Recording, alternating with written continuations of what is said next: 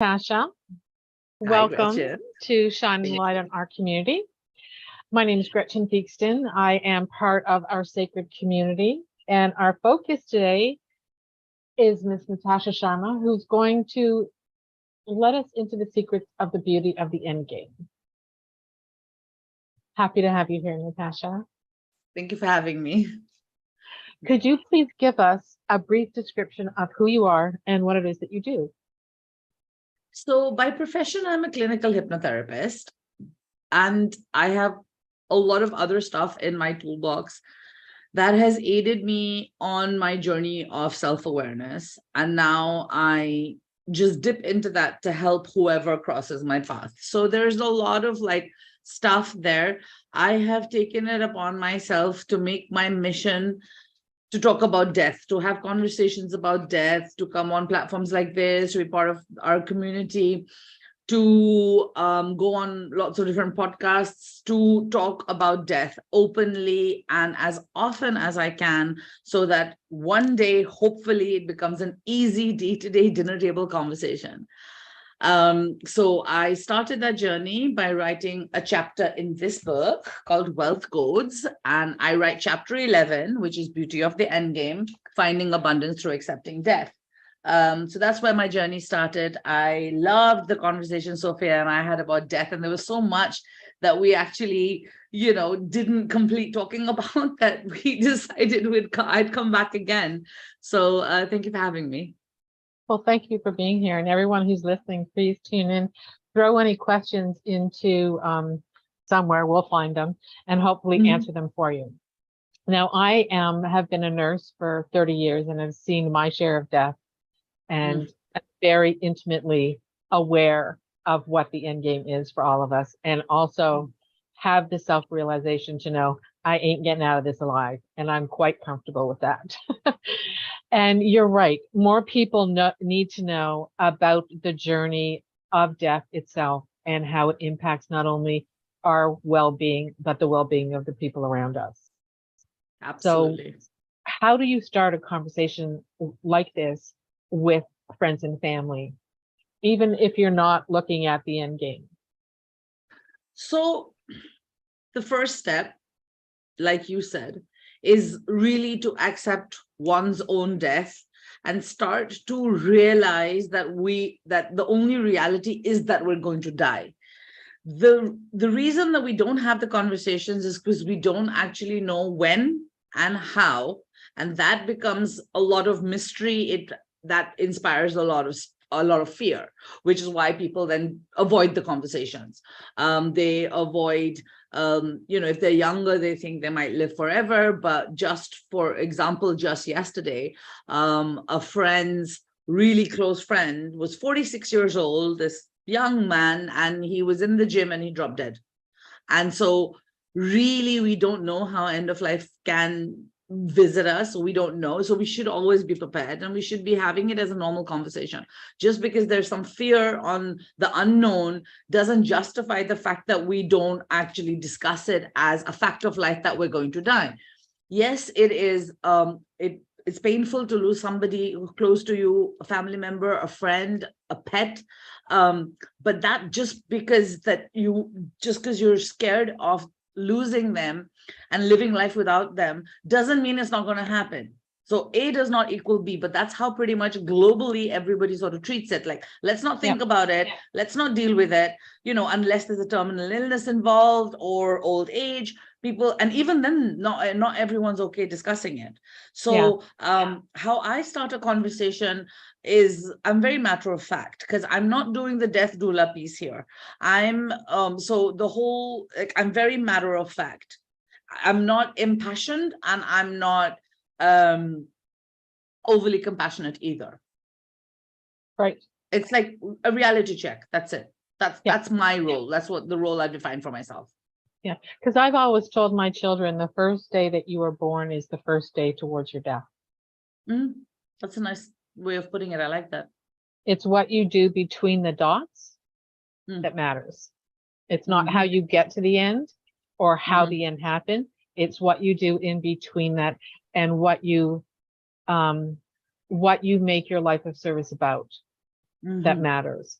because we're all going to die. It doesn't matter, good, bad, beautiful, ugly, chaotic, whatever. Doesn't matter how you see yourself. We all reach the end. And you're right. Nobody tells you when that is, but nobody also tells you that we are energy. Therefore, we come back and learn new stuff. So perhaps having a conversation about the revolving soul that we actually have could be of comfort to people, because we don't actually leave, we just transform. I agree with you. Personally, I agree with you. However, there are a lot of people who think that that kind of talk is woo, because there's actually really no proof. And, if somebody's religious, there's heaven, hell, there's limbo, there's all that, So I personally, if I'm talking to someone like you, Yeah. then we can have these conversations, and they're beautiful, because it's just amazing. However, if there's a person who doesn't actually, let's say, believe in reincarnation, or thinks that that this is all that's here, then I personally avoid trying to convince or change people's minds. They Sure. believe what they believe in. I don't have the energy. Honestly, I need to preserve my energy for myself and for conversations like this. Right. Well, I agree with you, but here's the thing. In every religious text, transformation, reincarnation is actually talked about.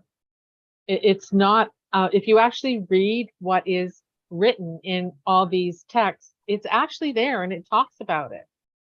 So why Yes. are people afraid to have that discussion? Like, what you do here matters when you come back the next time, because you share that information with the energetic force that is around you. You take all that information back and you share it. So why are people continuing to be afraid of something that is inevitable and transformative? That's an interesting question. It's very interesting. I don't know. I mean, each person has their own beliefs and values based on how they're brought up, around the environment, and then they each make their own suppositions. And whilst people like you and I, we do realize that this theme is there, because what you're saying is what I know and I believe, and that's what I talk about with people who are on the same level as me on this subject. So then I'll have a full conversation. But if there's somebody who is, an atheist, or who is very sort of logical, and they, the whole karma and the whole and especially people who belong to the whole monotheistic religions, right? Where it's all about, heaven, hell, and yes, that's still the energy continuing, technically speaking, but it's a whole thing that we don't really know what's going to happen. So my purpose, my mission is basically very defined. I have it really clear in my head, which is to have a conversation, to basically treat it matter of fact, like this friend's friend who I mentioned. So she'd come around and she was, telling me, I'm really sad today. I cried so much today. This boy, just, died, and, I'm very close to his wife, and etc., etc. And I just held space for her. I didn't give her any sort of words to justify or to explain, but tomorrow when I have a conversation with her again, then I will say to her, I said, this is exactly why it's my mission, that your affairs and my affairs need to be in order, because we don't know when this is going to happen. And what happens is, when people don't prepare for death and it suddenly happens, then you not only have your loved ones who are mourning your passing and they're going through their grieving process, they're left with so much stuff, so much bureaucracy, legalities, unknown stuff that they could really value the fact that if just out of love for them, if you even just left a something in writing, it doesn't even have to necessarily be a will, but just so they know what to do, so that they can get on with it and then grieve properly, and that's the piece that's missing. So that's the piece that I talk about. So when I started this conversation with my aunt, for example, my mother's sister, she doesn't have children, she thinks of me as her daughter, and so I started this conversation with her, and the whole time it's like, oh, I don't want to think about it. Oh, I don't want to talk about it. This is depressing. And I'm like, listen, you have to do this. And then she's like, what about you? Have you done it? I'm like, I have. But one doesn't equal the other. Even if I haven't, doesn't mean you shouldn't, like there's so Right. many ways people avoid this conversation. It's not, it's hilarious. Given that it's actually a fact that it's going to happen. It's hilarious. Yeah, it's amazing to me how many people have not made the connection with getting their affairs in order and dying, regardless of your age. I mean, if you're making an income and you have responsibilities, you need to have a will or something written down somewhere that someone can pick up and go, okay, well, that's what this has to happen now.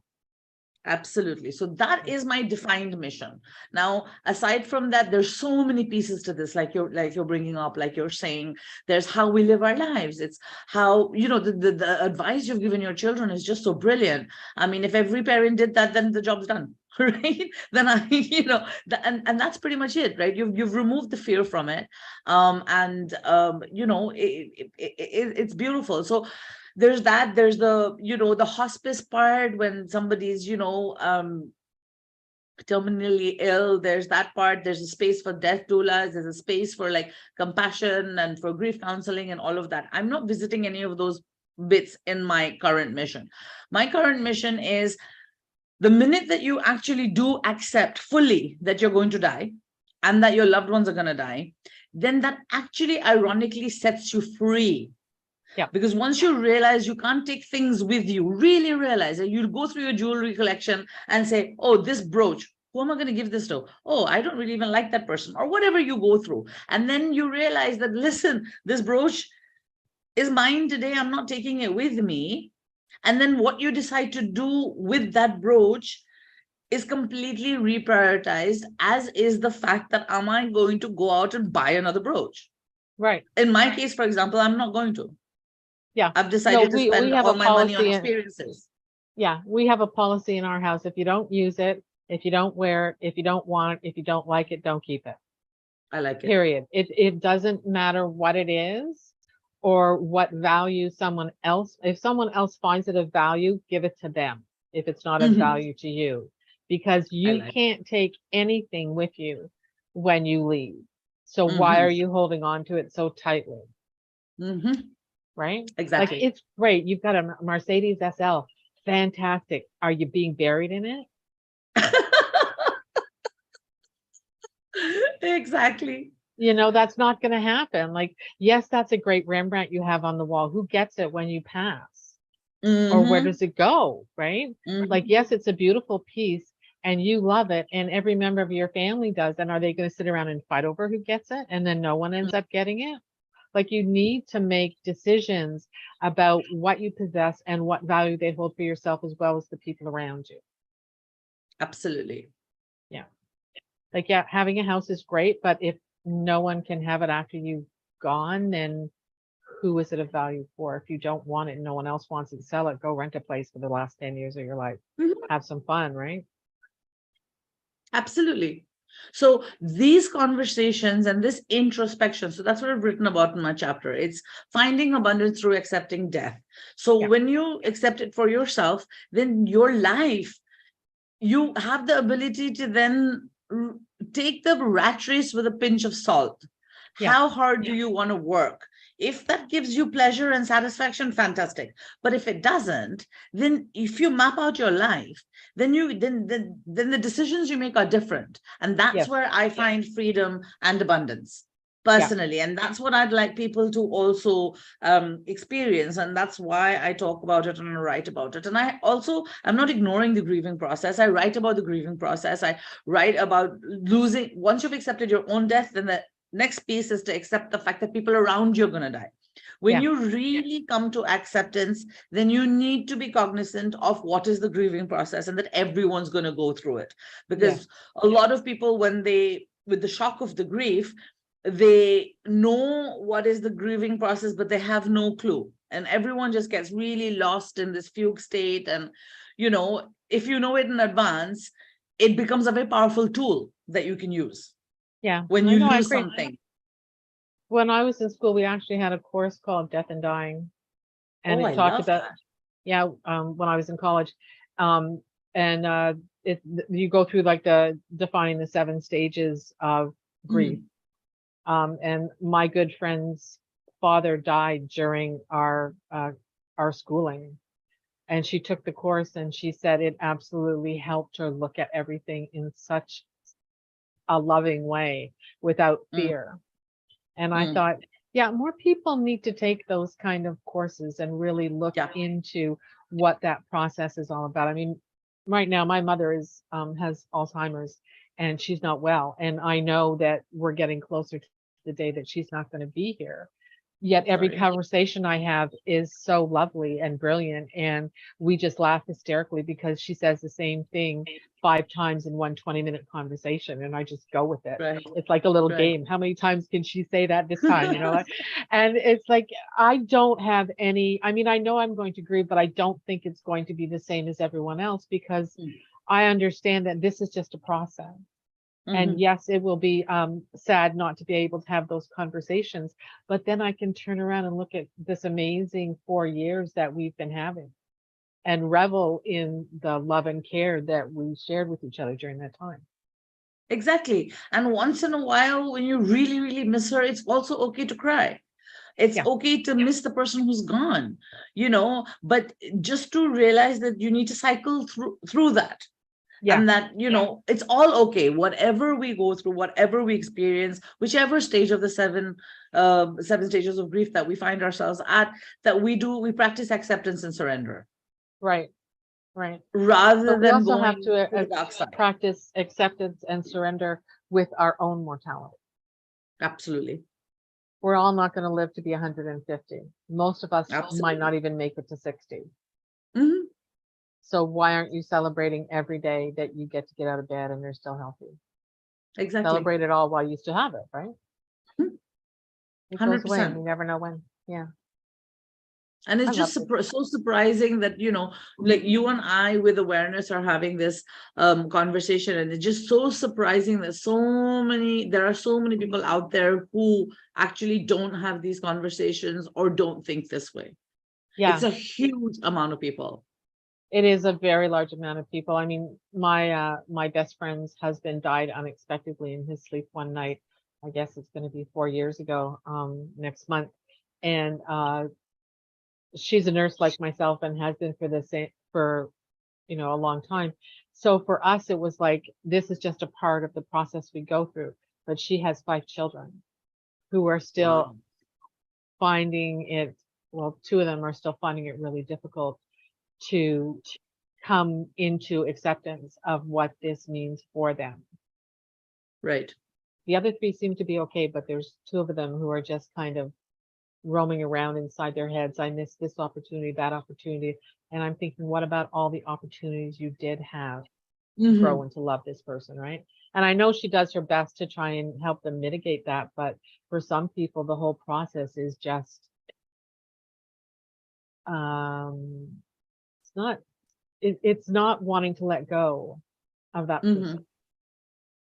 And I wonder how they feel about their own mortality with respect to the losing of their father. I don't know if that's a Right. conversation that could actually have. I mean, it's difficult. It's difficult, and it's very individual, and it's very, personal, each person's experience. However, the fact that your friend is even holding this space for them for these Hmm. conversations, in the long run, this is going to help. Because I lost my mother when I was 16 years old, and I didn't have that support. I was truly completely on my own. There were like no conversations around her going or being able to express myself. So I pretty much stayed in the anger stage of grief for 30 years. Right. um and that's how I acted out, that's how it played in my life. And all of those bits and pieces, which I'm aware of today because I've undertaken the self-awareness journey. I'm on it, I've done a lot of work. And so now I can tell you easily that it took me 30 years, right? When I was in it, I didn't know that. And Right. I feel that if I had someone like your friend as a guide, then when everything is a function of time with the grieving process, right? So when I'm ready to shift out into acceptance, then the things that these people have done at this stage then help. Yeah. And we don't know when that stage is going to come. Like, I just watched a really, really beautiful series on Netflix called From Scratch. And in that, the father's dying and the child is really young. I think she's about 7. And the way that the parents have included her in the dying process and the conversations they had made me sob my heart out. And I was sobbing from a place of love. I wasn't sobbing from like remembering every person who's died and from that grief of when that you feel when you're not aware. And that was just absolutely magical. And I remember thinking at that point in time that if only people had done this with me and my siblings at that time. And then today you're saying this and you're talking about your friends. So that gives me hope, right? That's absolutely brilliant. That's really good. No, I think that if we took this lovely journey between the dots that we're on and we understood there is a finite point for everybody, nobody knows their death date. So why can't you be a fabulous human being and share everything that you have with someone until that time and not worry about the end result? Because in actuality, the end result is not about you. The end result becomes about the people that you touch. And if you touch everyone with love and grace and kindness and an open heart, their mourning of you is going to be a journey of fantastic memories than regrets. Yes. Because so many people live with, I should have, I could have, and those questions never get answered with the people that are no longer with us. They have to be answered within us before those people leave. I agreed with you 100%. Emphatically, I agree with you. One of my very close friends, her father is not well. He's in his 70s and he's also showing early signs of Alzheimer's, and dementia. And she was talking to me one day about, how she has to face up to the fact that he's going to die fairly soon, I guess. I mean, she has to come to deal with it, basically. So she was talking to me. And that's before I started on the mission. Anyway, she said to me that, I'm really sad about this. And I'm like, but why? Like, I know I might sound really, really harsh, but you do realize that he's going to die. Like, you have 2 options. Either you die and he goes through the death of a child, or you go, or he goes. One of you is going to go before or after the other, right? Yeah. My question to you is, can you imagine that is the day he's died? Put yourself in that position. And how are you feeling? So she says, I'm very sad and I have a lot of regrets. So I said, what are you regretting? And she said, the fact that I didn't spend enough time with him. So I said, it's very simple. Go and spend time with him now then. Exactly. Like, what's the rocket science? Like, why would you want to be in a position that you're going to have regrets, right? So with my own dad, so my dad died last year on November 20th, like he's a week from now. So it's just going to be a year already. And my father and I had a very difficult relationship. Obviously, part of it is the reason I lost my mother so young. So we had a tenuous relationship. Then he was a narcissist, and he, it's not easy being, a victim of a narcissistic parenting. So I went through that whole bit with him and everything.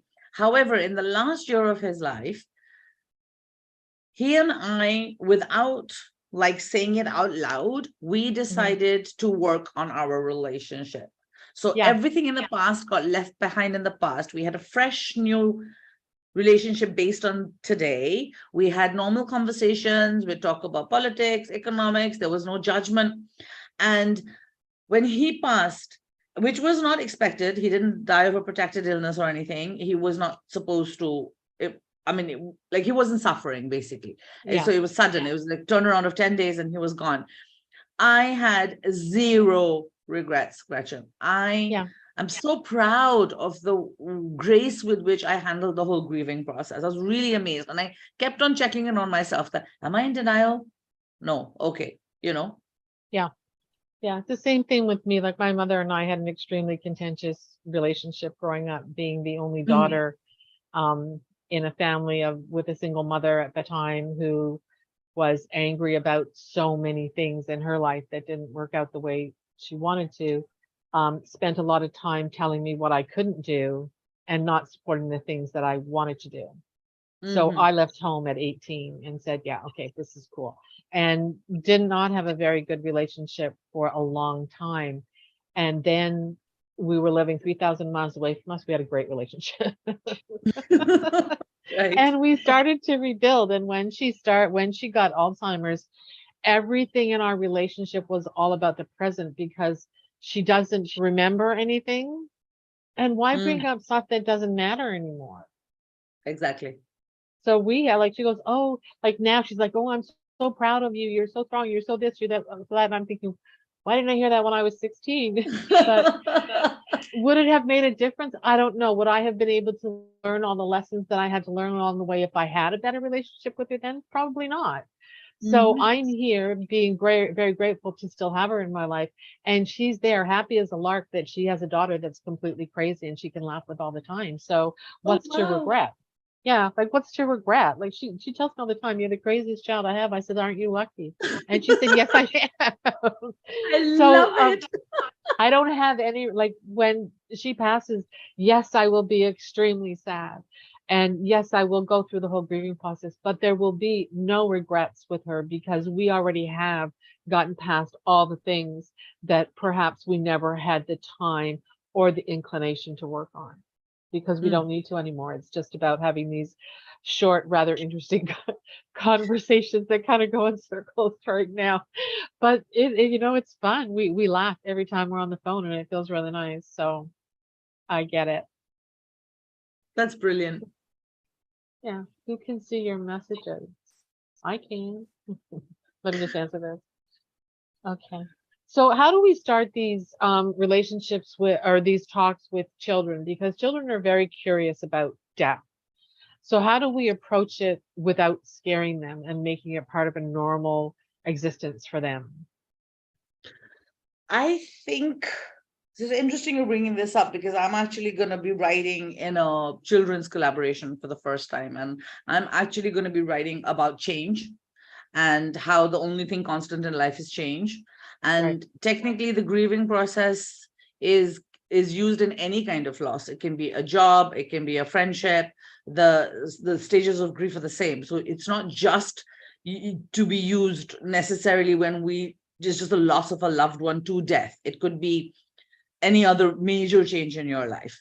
Mhm. And so if we start with that and an awareness that um, we start with change, and then because we don't know as and when our children are actually going to come face to face with death. It Right. might be a goldfish, it might be a dog, it might be a grandparent, it might be, there's so many combinations, right? But today's children, compared to you and I, for example, have a very different experience of the world because of the internet. The amount of like sudden death that happens with this random shootings or these natural calamities, we all get to know about it now, Yeah. and so there are lots and lots of opportunities to have conversations that are outside of the um personal impact situation, like when it's your own parent, which is like like your friends' children, what they're going through, right? That is you're in that, you're in the fugue state, you're in the loss and the darkness. But if you start the preparation with children earlier, with these deaths that are not direct impacts, with a conversation about change, any kind of change, you bring in then you basically have all the tools. So that, like I said, when the time is right, as you know, right, things only happen when the time is right. We're only ready to receive a message when the time is right. We're only Yeah. ready to embody the message when the time is right. So as long as we empower them with this, I believe that they'll probably be better equipped to deal with a sudden intimate death than I was at 16, for example. Right. Like I equated our gardening like life and death. We Mm, we prepare the garden, we seed the garden, whatever grows there, whatever we're happen to be gardening, and then in the fall it all dies and it goes back to nurture the ground. And then in the spring we get to repeat that. And my daughter asked me once, she goes, well, what about us? I said, well, in the same way that happens to us. Someone prepares the ground, the seed gets fertilized, you grow, you come, you live, you learn, you die, and all your memories get passed on to the next generation that you then get to seed the next people that come into your life and share it with your family. So you never really go, I think it's 5 generations. You never really go away for 5 generations Mhm. because people bring you into conversations. Oh, I remember when granddad did that, or when my brother did that, or Mhm. whatever. So it continues down your family lineage. So we're not actually experiencing experiencing death the way people think it is, because our memories capture those moments, those experiences, those loving, graceful, grateful things that happened in our life. And when we share them, we continue to have that person in our life in some way. That's beautiful. It's really So beautifully put.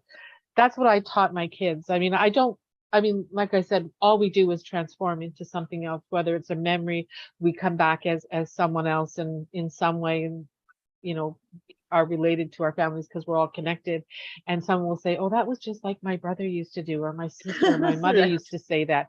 You know, that's why people keep coming into our life. It's to remind us of all the people that we have loved along the way, because we can find something familiar about all the people that we really care about in our life, family and friends alike. Maybe it was a That is so teacher. true. Maybe it was a teacher who used to drive you crazy because it was this, Yes. and like, that was just like my mother, like, you sound like my mother, you sound like my father. Oh my God, my uncle talking to you all the time.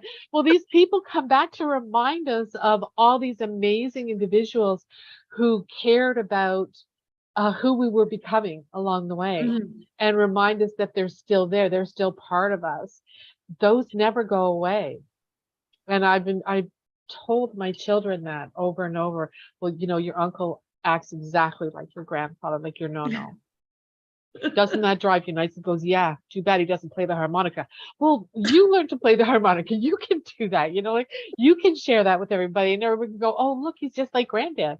So yeah, I think it's important to remember that the people in our lives don't actually, they might physically leave us, but Mm. who they were and who they were in our life and how they impacted us, I think is also important to share with friends and family, and let them know that we still honor them. 100%. Yeah. I so agree with you. Like, before I came into the awareness and I actually fully healed, I always found it really curious how I was way more devastated on my mother's birthdays than I was on her death anniversary. Ah, yeah, You know, yeah. I understand it today. So it Yeah, so I completely understand what you're saying, and I really think that your children are very lucky that you've had these conversations, and they're prepared, and everyone needs to have these conversations, and everyone needs to know that really it can happen anytime. I mean, I think people pay a lot of lip service to this thing of oh, I can die any day, and I carpe diem and all of that, but I don't think they actually believe it. Believe it. Yeah, because then they wouldn't be acting the way that they do or living their lives the way that they do, you Yeah, know. Um, and the whole thing, sending the puppy's gone to a farm and all that, nonsense we tell the children, and they can see right through it because kids are very smart. yeah, they are. You do, they pick up on the vibes, they don't pick up on your words, they know when something's wrong, they know that when they're being fooled, no matter how old they are, and younger the smarter actually, because they're Yeah, taking in all the stimuli. yeah, Like, I knew my mother had cancer. No one told us because they were trying to protect us, right? And I remember, I know they used to talk around me in whispers. I know that I never actually heard a conversation, but one day I remember climbing onto my dad's lap and saying, I was very scared. I knew it was bad. I didn't know what it meant because no one was yeah, explaining it. But I said, "Does mommy have leukemia?" And he was kind of like, "No, no, no, no, no." And the whole thing with my grandmother and him was kind of like, how does she know? How does she know? Like, who told her? Who said this word to her? And I'm like, how, like, really, grown-ups, get a clue. yeah. I know. You can't hide that. Like, I had somebody I remember as a patient years ago, and she said, "How do I tell my son?" I said, "Well, the truth always works best. Just be Yes. gentle with it." Mommy's might not be here for your next birthday, but in the meantime, we're going to celebrate every day we have together. Well, why isn't mommy going to be here? Because mommy has an illness inside of her that won't Uh-huh. go away. Be gentle, be kind, be loving, and remember to be that way every day. Even on your worst day, don't hide it from your children, ever. Mhm. Because when you hide, they stop believing you. They don't Yeah. trust you anymore. And Yep. then when you do go, it is that much more devastating, like you found out. When people hide things, the truth, regardless, Yeah. big or small, um, yeah, just don't hide it from your Yeah. kids. So important. Like I've always made, um, because I was a nurse, it was just part of my kid's life. Like they'd say, "How was your day today?" I said, "Nobody died. I kept them all alive," was the Nice. joke in our house. But Nice. it's true because I'd come home and I have I worked on a cardiac ward where people were dying all the time, and I worked in Mm. emergency for a long time, and people were dying routinely. I remember I came home one day and I called my girlfriend. I said, "You need to come," and she walked in the door and she said, "What happened?" I said, "We lost 4 last night on my shift." And it Wow. was just like probably one of the worst. It was the second worst day I ever had as a nurse. There was nothing I could have done about any of them, but it was like the middle of the night.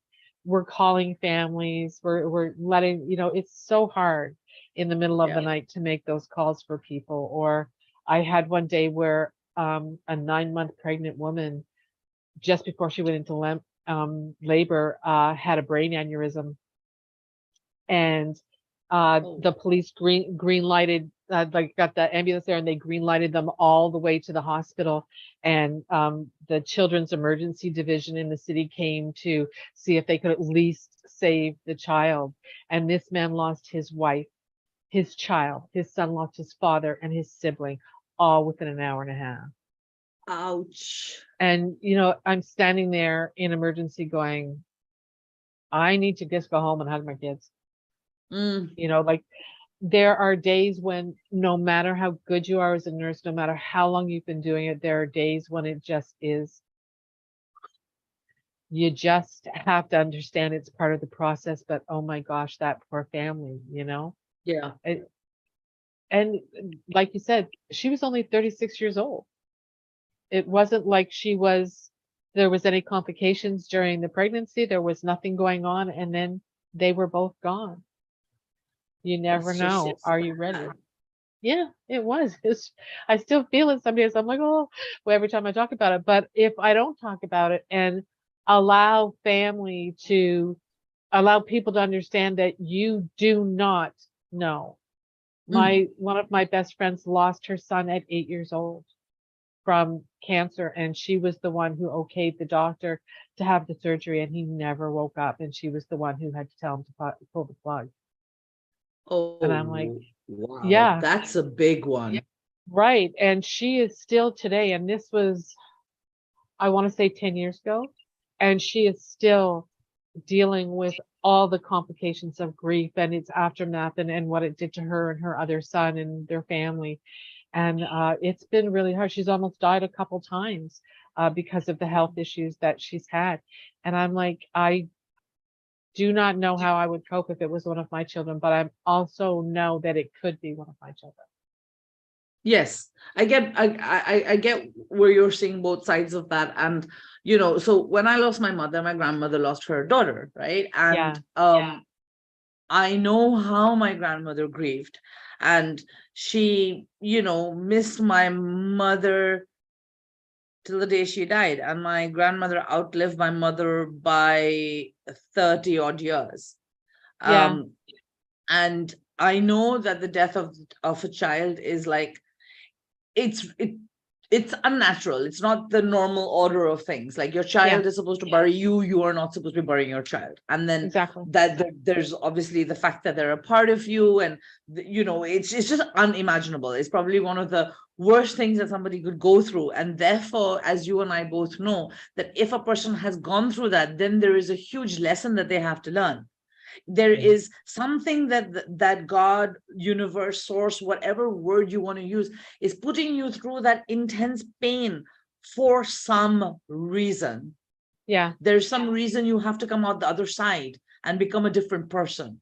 Mm. because otherwise there's just no justification for this, Yeah. Now, to lose. isn't it interesting though that not even 100 years ago, a death of a child was actually part of the norm because Yeah, our morbidity and mortality rates were so high that getting a child to 5 years old was a marvel yes, because that there were so many diseases around, and as medicine has gotten better, the devastation of losing a child has become something that is absolutely huge, whereas before it was like part of the community experience. We would lose 15 to 25% of our children before they reached adulthood, but that's that not is true true. anymore. That Yeah. You're right. You're absolutely right. And Sophia and I, in our last conversation, we touched on this really briefly, but it's coming back to that same point or a similar point where earlier death was a community activity. Yeah. Everybody had a loss and everybody grieved that loss, and the village supported you. Yeah. Whereas today, the grief has become a very there's a pecking order of who's allowed to grieve. It's my husband, my whatever, if you're the closer, So people come to give condolences to you. You don't even stop to think that, one second, my husband was this one's friend. Like, okay, Yeah. best friend you'll acknowledge. But maybe maybe they are the grocery store owner. You're the person who goes has a relationship with them as well. They have the right to cry, they have the right to grieve, but we just don't do that anymore as a Yeah. community. At the most, we might pop around, drop off a casserole for a couple of weeks, a month. There's the support for them, but the grieving process is incomplete because you're on your own and you're not Yeah. meant to be. Yeah. I So the absolutely times agree with you're you. talking about, there was this whole, it was everyone was going through it together. Yeah. And I think that's part of the why people don't want to talk about death anymore, because we've insulated it. Whereas Uh-huh. before it was part of our community. You knew Uh-huh. everybody knew you. They knew your family, your kids, whatever. When Farmer Jack down the road died, well, Betty down the street across the river over there knew who he was. It was part of her community. And Yeah. everybody, like you said, would collectively get together and share the process. And we don't do that anymore. That, I think, is one of the key reasons that we don't talk about death the way we used to. I I have to wish we agree with did. you. I have to Yeah. agree with you. And, it's really tragic. And, now that we're having these conversations, building this awareness, I'm sure it'll shift because people are realizing more and more, I feel, that it is that the spirit of collaboration and coming together, like we are in this community, for example, there, people are realizing the value of that. So fine, it's changed how it is, but we still have a need for it, and you and I acknowledge that. So we're part of this community, for example, and we are across the world from each other, and it doesn't matter. You don't have to be in my village, you don't have to be my next door neighbor. You just Yeah. have to be someone who loves and supports me as I love and support you. Yeah, I agree.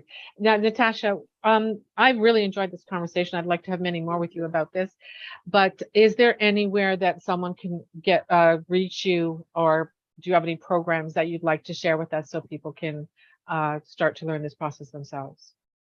So I don't have any programs currently running. There is, I'll be very happy to give our members an email of my chapter. If they don't want to buy the whole book, I'll be happy to give that as a gift. So if we just put, if they just send me an email with chapter 11 community, and Okay. I will send them, I will Chapter send 11 them community. That's my chapter. great. Well, thank you so much for taking the time to speak with me. I've really enjoyed this very much and so happy, and such a pleasure to meet you. Absolutely. Same. I completely agree, Gretchen. I look forward to talking to you more and hanging out with you and stuff. And if people follow me on Instagram, when I do come up with programs and courses and new content, I have a new book coming out in January. So then Instagram is the best way to just keep up Keep to with have what's fun. happening in my ever evolving life. Very good. Well, we'll do that. Thanks again. This has just been incredibly enjoyable. I'm so happy.